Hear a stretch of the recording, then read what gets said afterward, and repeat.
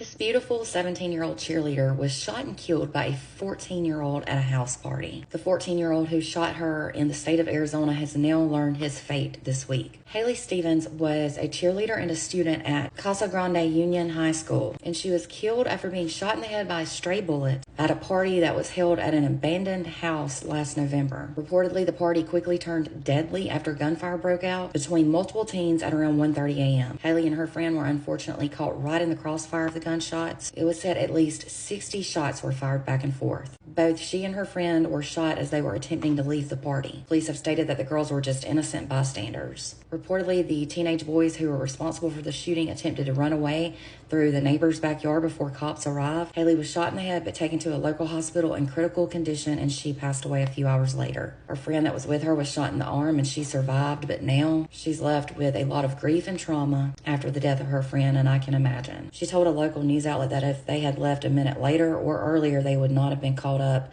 at the wrong place at the wrong time. It was said that the home where the party was held at was later trashed and that bullets were everywhere. 9 teens were arrested in connection with the shooting. 5 were reportedly charged with murder and 4 were charged with criminal trespassing. Haley's killer was the only one who went to trial, and he was tried as a juvenile in Pinal County. The boy charged in her death was only 13 years old at the time of the shooting.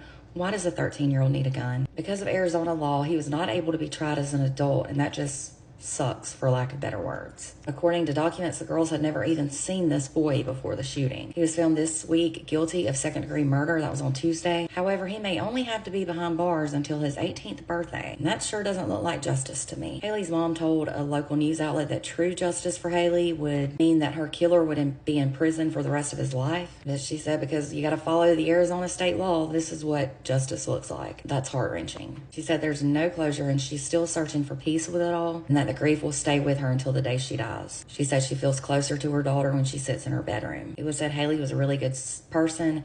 She was a straight-A student, a great cheerleader, and she reportedly had college offers just pouring in. She had plans to attend Arizona State University and cheer there. The family has since created the Haley Lynn Stevens Foundation in memory of her. The organization supports graduating seniors who wish to further their education after high school and promote community goodwill. A balloon release set by the organization is supposed to take place on November 23rd of this year at the school's football field, and the 14-year-old will be sentenced on November 4th. I hope he gets the greatest amount of time behind bars as possible, even though I feel like life in prison would be the best, considering he took the life of an innocent girl. What's not to say he won't do this again. My heart and prayers go out to all who knew and loved Haley. For more true crime, be sure to hit the follow button.